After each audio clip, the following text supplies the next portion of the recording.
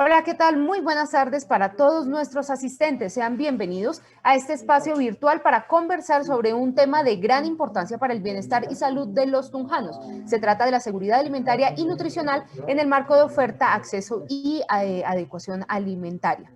Caminando hacia la formulación del plan y política pública para el municipio, se ha previsto el desarrollo de 3 foros con expertos con el objetivo de sensibilizar y fortalecer a los sectores institucionales y la sociedad civil en la importancia de la participación activa y crucial en la formulación de este plan y política pública. Hoy precisamente nos acompaña el ingeniero Wilson Velázquez, secretario de Desarrollo, y como expertos el médico veterinario Giovanni Vela. Él además es zootecnista, especialista en medicina interna, magíster en economía, exsecretario ejecutivo de Dignidad Agropecuaria Colombiana y director de desarrollo rural en la Gobernación de Boyacá. También está con nosotros el administrador de empresas Luis Alejandro Jiménez. Él es presidente nacional de la ANUC, Asociación Nacional de Usuarios Campesinos de Colombia, y asesor de la Secretaría de Fomento Agropecuario de Boyacá, entre otros. Y para finalizar, Leonardo Ávila Romero, médico veterinario y zootecnista, especialista en alta gerencia en desarrollo agrario y exconcejal, además de exalcalde del municipio de Cómbita. Pues dando inicio a este foro, queremos saludar al ingeniero Wilson Velázquez, secretario de Desarrollo Económico de la ciudad de Tunja. Ingeniero Wilson, bienvenido, muy buenas tardes. Muy buenas tardes, un cordial saludo para todas las personas que nos acompañan hoy en este importante foro. Un saludo especial también a nuestros conferencistas que hoy se vinculan también a este importante tema de la construcción de la política pública de seguridad alimentaria y nutricional, que básicamente lo que busca es promover y mejorar la producción de alimentos en el municipio que cuenten con una inocuidad y que sean, por supuesto, saludables y que brinden muchos beneficios para todos los tunjanos. Por eso, a través de estos foros, buscamos fortalecer y construir a partir de diferentes aspectos esta política pública que será de gran beneficio y de gran contribución para la seguridad alimentaria de todos los tunjanos en la ciudad. Por eso quiero agradecer nuevamente a todas las personas que se vinculan hoy y a nuestros panelistas, y esperamos pues que este escenario sea de gran provecho en esta construcción y que muy pronto podamos tener una política pública aterrizada y óptima para la ciudad de Tunja. Muchísimas gracias a nuestro secretario de Desarrollo de la ciudad de Tunja, el ingeniero Wilson Velázquez Ayala. Ahora vamos a darle paso a nuestros invitados y queremos comenzar con Oscar Leonardo Ávila Romero. Oscar Leonardo Ávila Romero es médico veterinario y zootecnista, especialista en alta gerencia en desarrollo agrario, ex concejal y ex alcalde de Cómbita. Y él nos va a hablar sobre el acercamiento desde la producción, disponibilidad, accesibilidad física y económica de los alimentos en la SAN del municipio. Bienvenido, Leonardo. Un cordial saludo al ingeniero Wilson, secretario de Desarrollo, al equipo de comunicaciones, gracias por la moderación, al doctor Luis Alejandro Jiménez y a Giovanni Vela, un gusto compartir con ustedes esta ponencia. A todas las personas que se conectan a este importante foro, un saludo especial. El tema que nos convoca en este momento es la elaboración del Plan de Seguridad Alimentaria y Nutricional en el municipio de Tunja. Y quiero iniciar mi intervención haciendo mención a qué es la seguridad alimentaria. Para el Instituto de Nutrición para Centroamérica y Panamá, la seguridad alimentaria y nutricional es un estado en el cual todas las personas gozan en forma oportuna y permanente de acceso físico, económico y social a los alimentos que necesitan en cantidad y calidad para su adecuado consumo y utilización biológica, garantizándoles un estado de bienestar general que coadyuve al logro del desarrollo. En diferentes instrumentos y declaraciones internacionales que hacen parte del Sistema Internacional de los Derechos Humanos, se ha reconocido a la alimentación como un derecho humano fundamental, social y cultural, de manera que este derecho demanda una especial y estricta protección por parte de las autoridades nacionales, regionales y locales, así como la formulación de políticas y planes que propendan por garantizar que la sociedad y cada una de las comunidades gocen en igualdad de oportunidades de un acceso integral y progresivo de los alimentos requeridos para una buena calidad de vida. Desde sus inicios, las Naciones Unidas han establecido el acceso a la alimentación adecuada como un derecho individual y responsabilidad colectiva. La Declaración Universal de Derechos Humanos de 1948 proclamó que toda persona tiene derecho a un nivel de vida adecuado que le asegure, así como a su familia, la salud y el bienestar, en especial la alimentación. En el caso de la ciudad de Tunja es necesario mencionar varios datos, los cuales nos muestran la realidad de nuestra ciudad. Los habitantes para la ciudad de Tunja, según Terridata, son 179.200 habitantes. Solo 7.800 viven en la zona rural, lo que representa únicamente el 5% frente a un 95% que viven en la zona urbana. Además, se conoce que cerca del 80% del territorio pertenece al área rural, lo que indica que hay desproporción en la distribución de la población, lo que prende las alertas sobre la necesidad de tener una política pública que permita garantizar la soberanía y la seguridad alimentaria. Pero esto es indispensable articularla con una adecuada calidad de vida de nuestros campesinos y nuestras campesinas.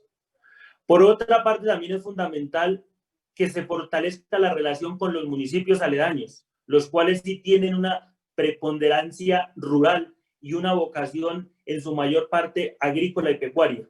En cuanto a la producción agrícola, según Terridata, en la ciudad de Tunja únicamente se produce papa, arveja y cebolla, mientras que en los municipios como Cómbita, Motavita, Venta Quemada, Cucaita, Sora, Chivatá, bueno, todos los municipios de la zona centro tienen una amplia y variada oferta de diversos productos, los cuales son claves para el beneficio de la capital.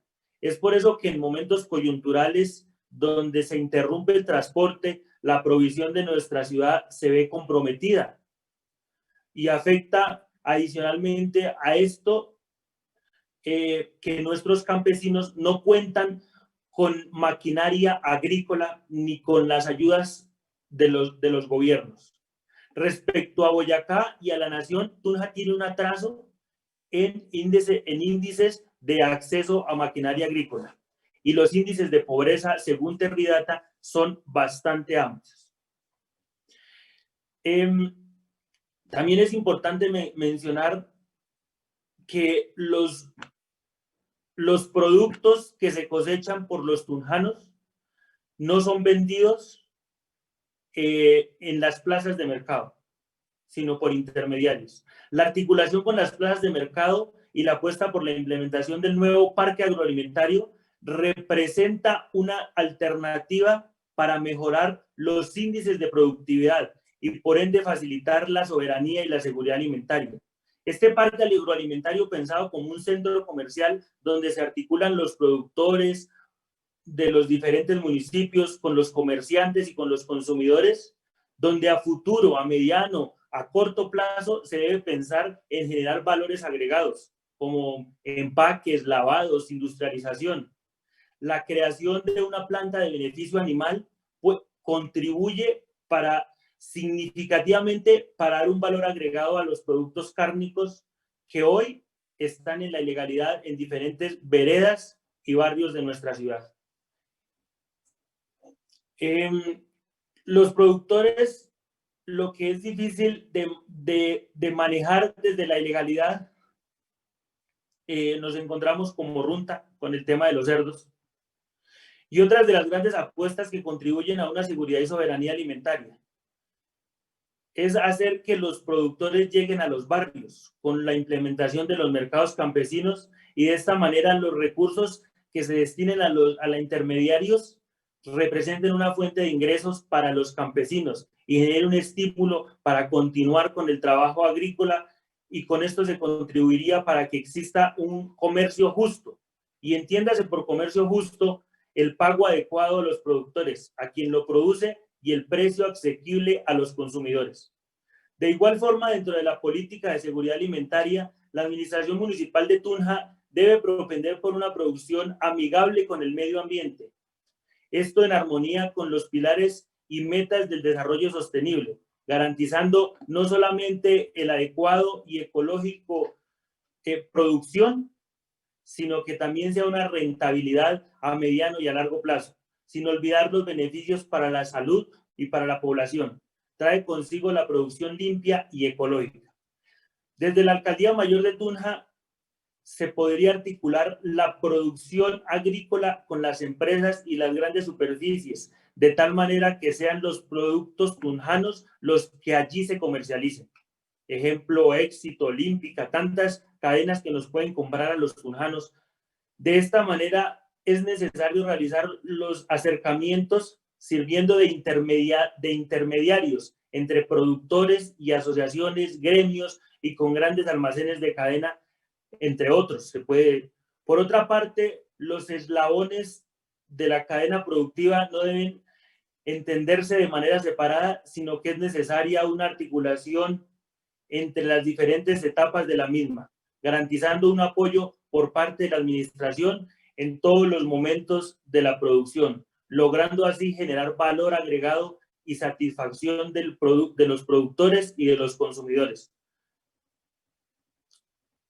Es de resaltar que dentro del plan de desarrollo Tunja, la capital que nos une, el alcalde haya incluido la formulación de la política pública de seguridad y soberanía alimentaria, una apuesta ambiciosa que permite tomar acciones concretas y efectivas que buscan garantizar una adecuada nutrición y mejorar la calidad de vida de los tunjanos.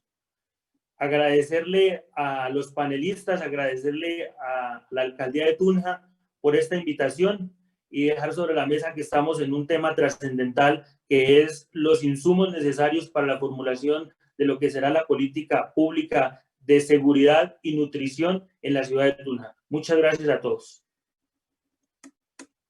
Muchísimas gracias a usted, señor Leonardo. Ahora vamos a darle paso también a el ingeniero, o mejor, el doctor Giovanni Vela Bernal. Él es médico veterinario y zootecnista, especialista en medicina interna, magíster en economía, exsecretario ejecutivo de Dignidad Agropecuaria Colombiana, ponente en seminarios internacionales en Argentina y Uruguay sobre el sector lácteo. Actualmente se desempeña como director de desarrollo rural en la gobernación de Boyacá y nos presentará la intervención de seguridad alimentaria y cereales en las importaciones. Adelante, doctor Giovanni, sea usted bienvenido.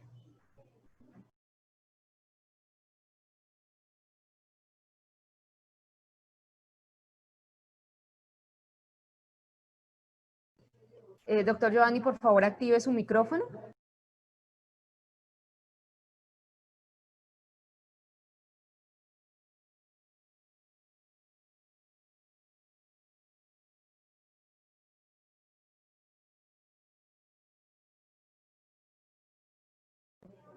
Bueno, vamos a pedirle nuevamente al doctor. Sí, bueno, muy buenos días. Gracias, adelante. De conectividad, espero que estén viendo la pantalla. Presentar un cordial saludo a la Alcaldía de Tunja, a la Secretaría de Desarrollo Económico en cabeza del ingeniero Wilson Velázquez, al doctor Leonardo, quien me antecedió en la palabra, y al doctor Jiménez, que pues son amplios conocedores del tema.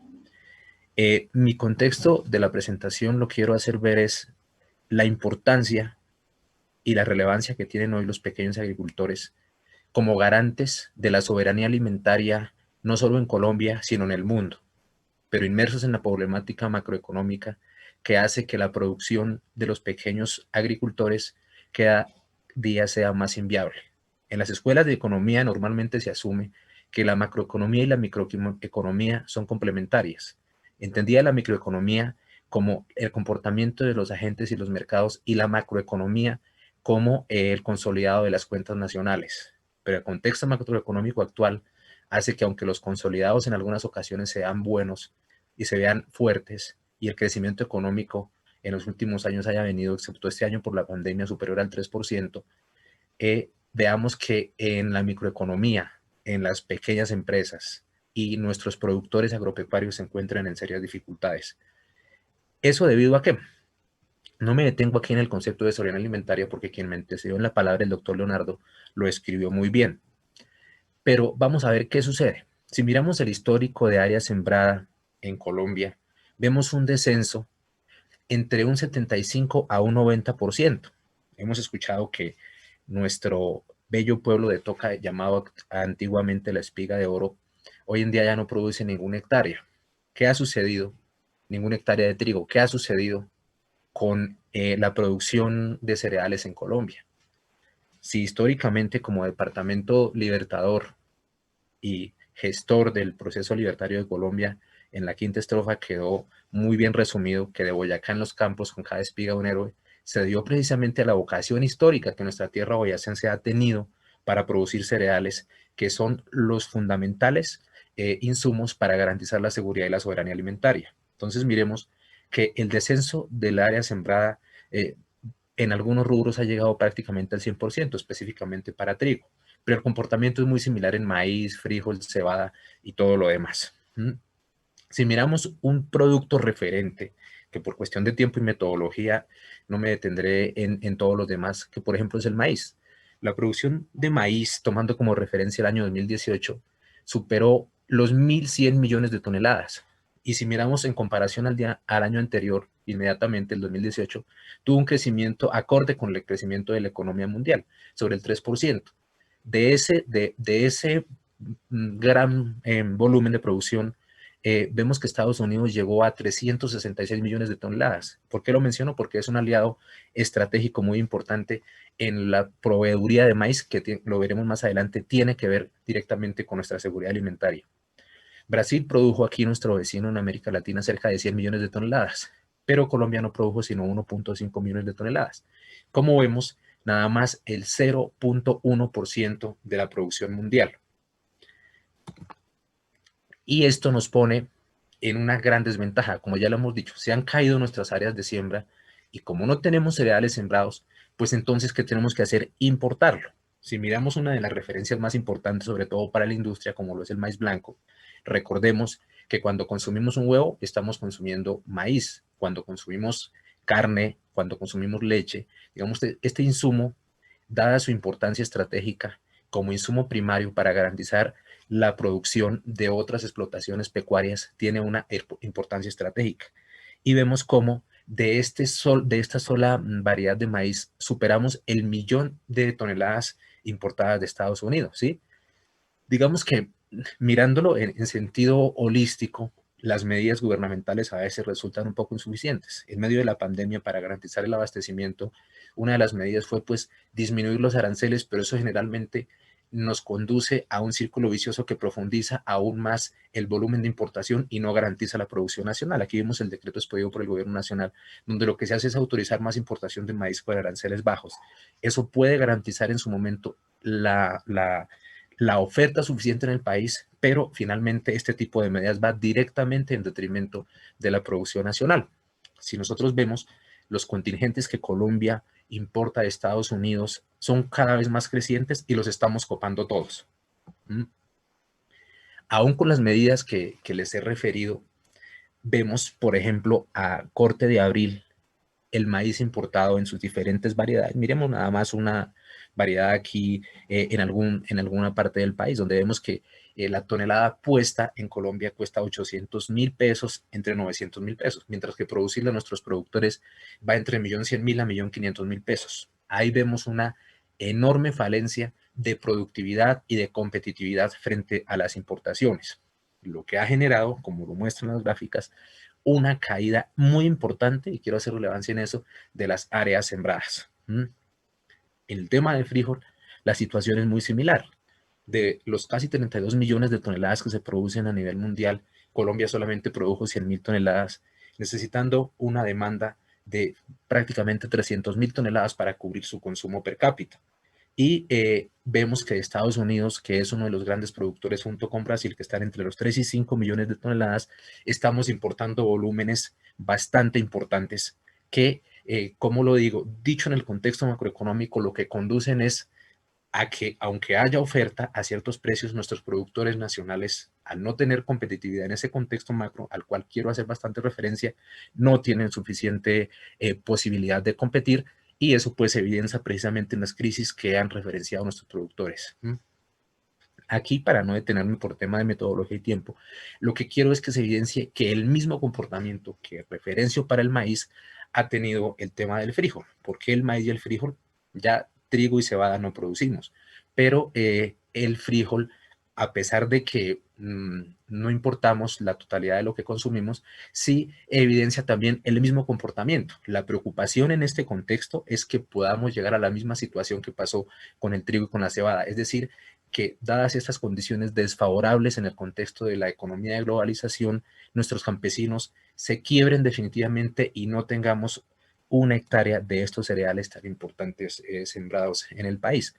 Lo podemos ver ya en los consolidados macroeconómicos como la balanza comercial en todos los rubros relativos a cereales es una balanza negativa y desfavorable para el país. Mirando otros históricos como arveja, que esta pues tiene un comportamiento particular porque pues también se consume en verde y pues nuestros productores en eso han desarrollado algún grado de competitividad, se ha mantenido alguna, digamos, constancia en las áreas sembradas. Sin embargo, vemos que las importaciones pues siguen siendo el constante, sobre todo en los rubros de arveja verde seca y arveja verde, de los mismos proveedores con los cuales tenemos tratados comerciales, y las importaciones de arveja, pues como se referencia, se han disparado. ¿Qué alternativa tenemos nosotros en este contexto? Y es, digamos, a donde quiero enfocar la conclusión de mi intervención, que agradezco nuevamente por darme la oportunidad de tenerme en cuenta y presentar nuestro punto de vista. En el contexto de la pandemia, vimos cómo los países proveedores de insumos biomédicos dieron prioridad a sus comunidades, a sus pueblos y a sus territorios. El gran riesgo en este contexto en el cual básicamente el 90% de la oferta de cereales de nuestro país depende de importaciones y depende de mercados foráneos e incluso que son tratados como commodities y mercados futuros que a veces se van un poco a la especulación y no garantizan la certeza total de la proveeduría en un futuro, pues es que lo pongo en un escenario hipotético que no es tan hipotético dado el contexto de la pandemia. ¿Qué pasa si así como se restringieron en su momento los insumos médicos o los insumos para atender, como ahorita la vacuna, que las naciones dan prioridad primero a sus comunidades, y vemos cómo nuestro gobierno nacional tiene que hacer maromas y bandearse para hacer la negociación de 10 millones de unidades de vacunas y todo lo demás? Si este contexto de la pandemia genera crisis macroeconómicas peores y tenemos nosotros que hacer esa misma negociación, o que las naciones proveedoras de cereales, que son, como ya lo dijimos, muy importantes para el país y para garantizar su seguridad alimentaria, pues no consideren proveernos a los colombianos. Entonces ahí es donde se ve que el desmonte de las áreas sembradas, que la falta de apoyo a los productores pone directamente en riesgo la seguridad y la soberanía de Colombia. Y hoy, más que nunca, en esta situación de pandemia, cobra relevancia la importancia de la política pública que garantice, que vincule a los pequeños productores como el eslabón fundamental, según la FAO y según organizaciones internacionales que se dedican a estos diagnósticos. Para citar nada más aquí una fuente, vemos que para el caso de nuestro país, los pequeños agricultores, a pesar de las dificultades, de la falta de vías, de la falta de competitividad, de la falta de apoyo y del abandono estatal que ha sido histórico, no vamos a señalar este gobierno ni el anterior, sino que Colombia ha tenido un abandono histórico de su sector agropecuario. Cerca del 70% de la producción agrícola en el país sigue siendo garantizada por los pequeños productores. El microfundio, que supera los 2 millones de unidades productivas en el país, tiene la capacidad de aportar esta proporción. Entonces, mi conclusión y mi aporte a esta formulación de la política pública, y felicito a la alcaldía por darle especial relevancia a este tipo de iniciativas que son fundamentales si nos queremos pensar como una sociedad con seguridad en todos los aspectos y sobre todo en el alimentario. Debe contemplarse definitivamente y debe de una vez estructurarse como herramienta, insumo y actor fundamental a los pequeños productores, a los campesinos, a ese campesino que hoy sufre. Para poner un ejemplo, nuestros paperos hoy en día están en una crítica situación y a pesar de la pandemia no pararon, al borde de la quiebra. El llamado es a que esta política se articule con lo microeconómico, con lo macroeconómico y todo vaya en un sentido y se le dé la relevancia para que los productores tengan la garantía de poder seguir ejerciendo su labor en sus parcelas y seguir abasteciendo en el contexto de la macroeconomía. Si hay que revisar los tratados de libre comercio, se tiene que pensar ya como política macro. Y en la política micro les pongo un ejemplo. La gobernación de Boyacá adelantó una estrategia dirigida a impactar los costos fijos que tiene cada productor. Y eso garantizó una oferta estable de algunos cereales como maíz, quinoa, trigo en algunos casos, en algunos municipios, y hoy en día los productores, gracias a haber tenido ayuda por parte de la gobernación en sus costos fijos, lograron reducir, complementar con sus costos variables y están siendo competitivos, y toda política debe orientarse hacia allá. Entonces, felicitar a la alcaldía, invitarla a que continúe con ese ánimo y desearles que todos los insumos que se puedan sumar entre las institucionalidades correspondan y lleven a generar de la mejor manera una política, sobre todo basada en nuestros pequeños campesinos. Muchísimas gracias.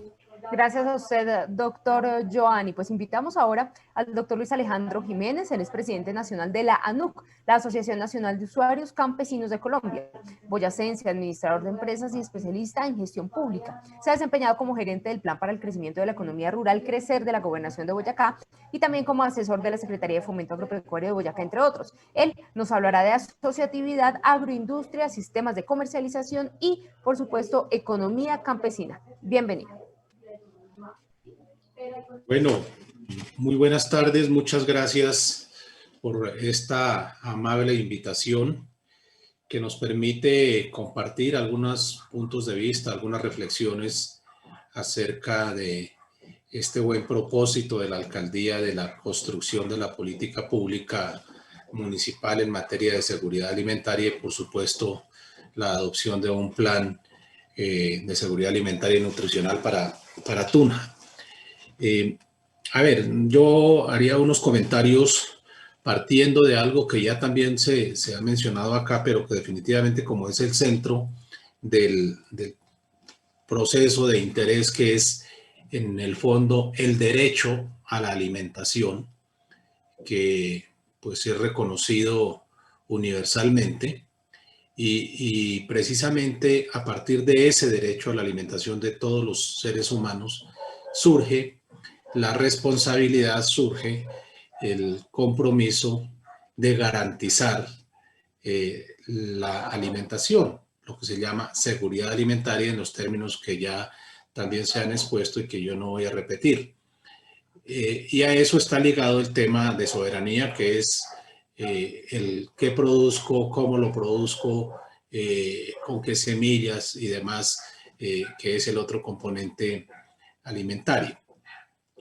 Y entonces cuando uno dice, si tengo que garantizar el derecho a la alimentación y en política es garantizar la seguridad alimentaria, pues ¿qué es lo primero que tengo que hacer? ¿Dónde están los alimentos? ¿Con qué? ¿Quién los produce? ¿Cómo hago que eso, que ese insumo, esa materia exista? ¿Y cómo hago para que llegue al consumidor? Y entonces automáticamente tenemos que pensar en los productores. Coincidimos todos, no porque nos lo estemos inventando acá, sino porque es el resultado de distintos estudios estadísticos que nos muestran que el campesinado en Colombia aporta al menos el 71% de los alimentos que se consumen en el país. Y entonces dice uno, si esa es la proporción, pues ese es el principal sector que hay que analizar y que hay que trabajar para que se mantenga la producción y pueda entonces garantizarse a los consumidores, pero sin perder de vista una situación, que los propios campesinos, los propios productores también son consumidores. A ellos también hay que garantizarles la seguridad alimentaria. Y es cuando entonces hay que empezar a jugar en esa correlación de esfuerzos ¿A quién atiendo? Bueno, ¿cómo le garantizo yo un producto nutricionalmente válido, inocuo para la salud a todos los consumidores, pero igualmente cómo hago que quien lo produce tenga la posibilidad de mantenerse en la actividad? Y ese es el tema quizá más complejo de manejar. Y entonces dice alguien, bueno, aparezca la inversión pública. Y todos sabemos que los recursos públicos pues existen, pero no en la proporción que se requieren. Entonces hay que entrar a priorizar a qué se dirige, a qué dirijo yo la inversión. En un país, en un mundo globalizado, pues fácilmente podría decir alguien, bueno, pues lo que no tengamos aquí con los recursos públicos generamos importaciones y damos donaciones, pero eso concluye en una cultura de dependencia que con seguridad no es sostenible. Ningún recurso público permitirá que los consumidores sean abastecidos a costa del Estado. Se necesita entonces un aparato productivo agropecuario muy dinámico que garantice la producción de los alimentos. Y en este caso, pues la economía campesina, la agricultura campesina, que es la que garantiza la mayor parte. Y ahí entonces hay que hacer un poco el análisis de cómo los hago sostenibles, pues es hacer el balance, cómo equilibro yo esa balanza para que los costos de producción y los ingresos que percibe el campesino por su cosecha, pues den ese resultado, ese punto de equilibrio. No es fácil y la verdad es que hablando de la política pública nacional, nosotros hemos venido desde la NUC insistiendo mucho en la necesidad de que el gobierno deje el miedo y decida de una vez por todas intervenir los precios de los insumos. Ese jueguito de la libertad vigilada de precios, pues no es otra cosa que eso, un juego para burlar realmente al campesinado que sigue pagando los precios a los que le provoque colocar el fabricante, el distribuidor o el importador. Y el otro tema tiene que ver con el control de precios en los mercados de lo que produce el campesino, porque pues no es secreto tampoco, y aquí nadie se inventa cosas, el intermediario, especialmente en las plazas de mercado, pues hace de las suyas y es quien gana con eso. Entonces, el campesino no tiene la posibilidad de tener una estabilidad y por eso la migración que se da. Cada día el aporte va a ser menor. Eso ha llevado entonces que el gobierno desde el nivel nacional y varias organizaciones, entre ellos la NUC, pues empecemos a generar también diferentes estrategias que son las que quiero comentar acá para que de pronto sirvan de insumo en el propósito que tiene la alcaldía. Por ejemplo, en el año 2015 comenzamos desde la NUC con otro grupo de organizaciones campesinas con el Ministerio de Agricultura a tratar de generar unos lineamientos de política pública en materia de agricultura que en su comienzo se llamaba familiar y comunitaria, y que por la intervención nuestra desde la NUC dijimos, no señor, aquí el tema más fuerte, sin desconocer las bondades de la agricultura familiar y la comunitaria, el fuerte es la agricultura campesina, que es la que hace más volumen y por lo tanto hay que pararle bolas. Y eso concluyó entonces en la expedición de la resolución 464 del 2017 por parte del Ministerio de Agricultura, que definió esos lineamientos de política pública. Y desde allí entonces empieza a darse el reconocimiento al sector de la agricultura campesina, y luego entonces, ya remontándonos un poco a este año, se entiende que para poder implementar esos lineamientos de política hay que adoptar otros mecanismos. Y por eso se expide la resolución número 6 de 2020, esta resolución promueve, crea el Plan Nacional de Promoción de la Comercialización de la Economía Campesina, Familiar y Comunitaria. Mire que aquí ya estamos hablando no de la agricultura, sino de la economía, porque la misma dinámica de los alimentos no es solamente agrícola. En la economía campesina hay otras actividades afines, complementarias, que deben incorporarse, y por eso desde esa resolución empezamos a hablar de la economía. Y viene entonces la resolución 209 también del 2020, que adopta el plan para consolidar la generación de ingresos de economía campesina. ¿Y por qué es importante este tema? Porque si no hay una generación de ingresos estable para la economía, para los productores campesinos, pues obviamente van a dejar de producir, y al no estar ellos activos, pues no habrá alimentos, no habrá seguridad alimentaria. Y esos son pasos que se han venido dando, que apenas están en los enunciados, no están todavía en plena ejecución, pero creo que amerita tenerlos en cuenta.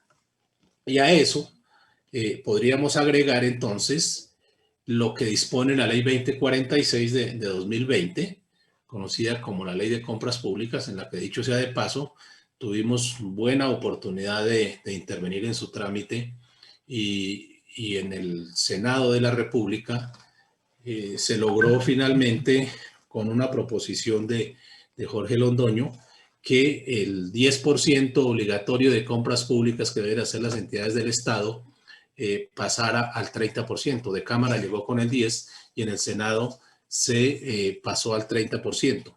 Y eso es un paso importante. Creemos que es una forma alternativa para poder manejar el aprovisionamiento de alimentos a precios más justos, justo para el productor y justo para el consumidor. Y está en proceso de reglamentación. Les cuento muy rápidamente que esa reglamentación de paso es contraria a lo que dice la ley. Ya nosotros hemos hecho una oposición ante el ministro de Agricultura, no la quieren aceptar, pero estamos dispuestos a que, si se mantienen, demandaremos el acto administrativo correspondiente, porque lo que plantean aquí es entonces crear unos oferentes que son los mismos operadores, y que los operadores son los mismos intermediarios, para que sean ellos quienes le vendan a los entes territoriales. Y en esas circunstancias, pues vuelve y se utiliza el nombre de los campesinos para hacerle el favor a la cadena de intermediación. Pero eso vamos a debatirlo bastante, para que las compras sean directas. Productores, entidades, en este caso la alcaldía, pueda implementar un programa directamente con sus productores. Y ahí entonces nos lleva a generar unas unidades, a que podemos pensar desde la administración en cómo impulsar, como parte de esa política, unidades productivas campesinas. No es nada novedoso, es recurrir a la parte pecuaria, organizar un poco a los campesinos, unos en la parte pecuaria, otros en la parte agrícola, acorde con las vocaciones de cada una de las veredas, y poder a través de ellos generar alimento para ellos y para la población urbana. Entonces hay que trabajar bastante en el tema de fortalecer esos emprendimientos, de garantizar el tema de la extensión agropecuaria. Antes se hablaba de la asistencia técnica, hoy ni una ni la otra se da, porque los departamentos, bueno, no es el caso de Boyacá, ya lo tiene, pero otros departamentos ni siquiera han adoptado los planes de extensión agropecuaria, y andamos ahí en esas dificultades. Y como hablamos de pequeños productores, surge entonces otra necesidad grande, es que individualmente un campesino no puede generar lo que se requiere, sostenerse en el mercado, sino implica necesariamente asociarse con otros para hacer economías de escala, para que se pueda comprar insumos en más volumen y favorecer en algo el precio, pero para que a la hora de vender entonces no le venda al que primero le aparezca, sino que entonces pueda encontrar unos canales más directos. Y ahí hay que pensar entonces también en unos mercados alternativos. Lo del Centro Agroalimentario de Tunja es una posibilidad, pero también no se puede perder de vista que seguramente para el caso del productor no represente tanto su mercado, sí para los consumidores, porque habrá oferta de diferentes regiones y habrá abastecimiento. Pero no podemos perder de vista tampoco a los pequeños, y entonces temas como los que se mencionaron, los mercados campesinos, las ventas, la pandemia nos ha mostrado que sí es posible llevar el mercado casa a casa. Podemos pensar en eso y para eso hay organizaciones. Nosotros estamos como ANU trabajando un plan similar en Bogotá y bueno, si cabe la posibilidad de hacerlo acá, pues habrá que coordinarlo y ver cómo podemos apoyar. Y todo eso, pues son medidas de carácter temporal, termino con esto, que ayudan, pero tenemos que pensar en soluciones mucho más de fondo. Tenemos que pensar en cómo sumamos fuerzas desde Tunja, desde Boyacá y de todo el país para que definitivamente el tema de la producción nacional sea protegido. El tema de las importaciones es parte de la crisis, así se niegue, pero la planeación de las importaciones no existe y hoy pagamos consecuencias grandes por lo que eso significa. El no acceso de los campesinos a la maquinaria, a las semillas, ya mencionaba lo de la extensión agropecuaria, son razones por las que estamos nosotros, de paso les hago el comentario, impulsando con actores académicos, políticos, organizaciones sociales, la necesidad de definir temas de política desde la Constitución Nacional. Y para eso estamos promoviendo lo que denominamos el referendo campesino, que está en este momento en evaluación en la Registraduría Nacional. Espero que en una semana más o menos tengamos ya los formatos listos para iniciar la dinámica de recolección de firmas y hacer que todos estos esfuerzos que hacen las administraciones pues puedan tener un respaldo constitucional y sobre todo estabilidad. Yo a veces sufro por mi trabajo en la asociación de ver cómo de ver sufrir a funcionarios de las entidades del Estado que quieren hacer mucho, que sienten, que vibran con su profesión, que quieren dar soluciones, pero no tienen las herramientas ni jurídicas, ni financieras, ni técnicas para hacerlo, y entonces requiere cambios de esa naturaleza y por eso proponemos el referendo. Diría yo que con estas desordenadas ideas podría dejar ahí algunas provocaciones para que puedan ser consideradas en la construcción de la política pública. Así que muchísimas gracias. Muchísimas gracias a usted, señor Luis Alejandro. Vamos a darle paso a continuación a nuestro asesor de planeación de la capital boyacense, el ingeniero Ronald Cadena, quien nos entregará las siguientes reflexiones. Ingeniero, bienvenido.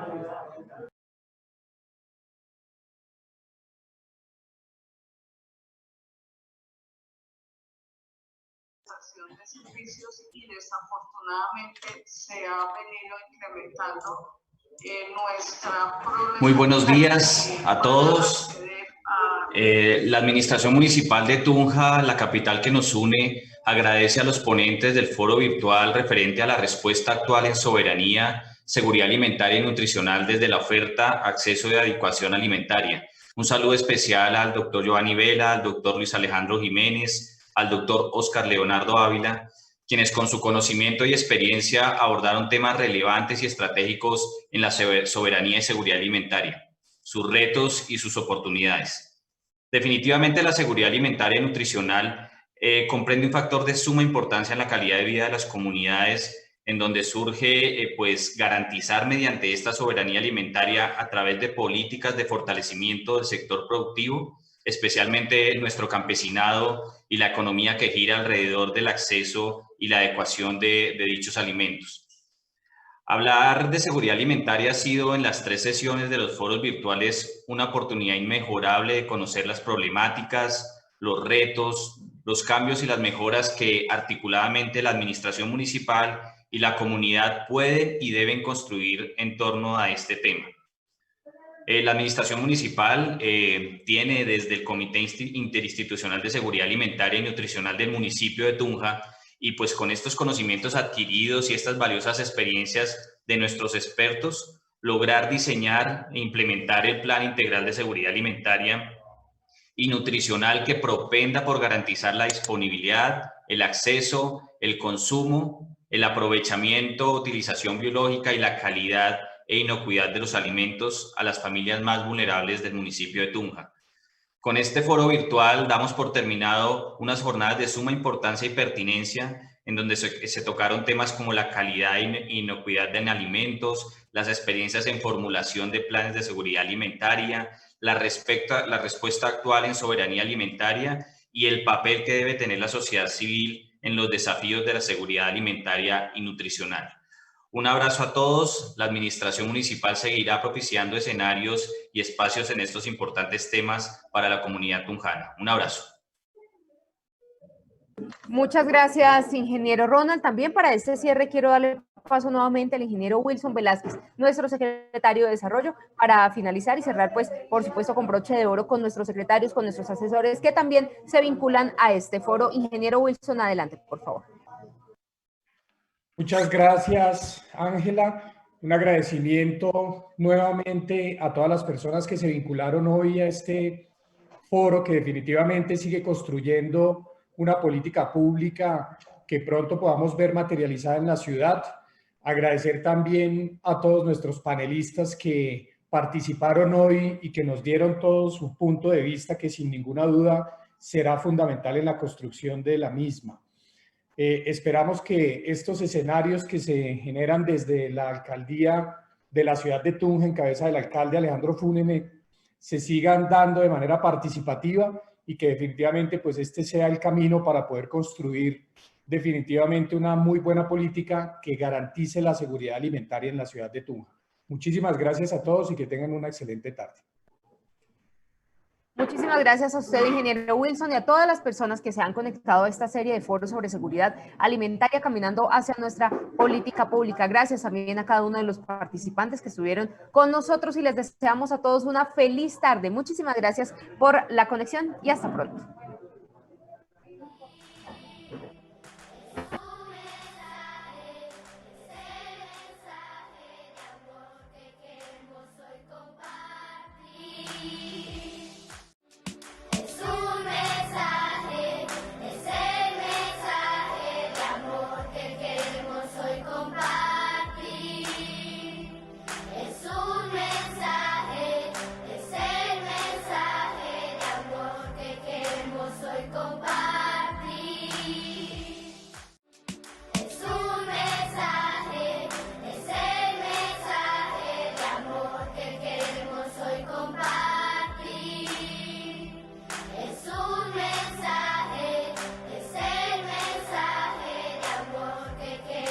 Soy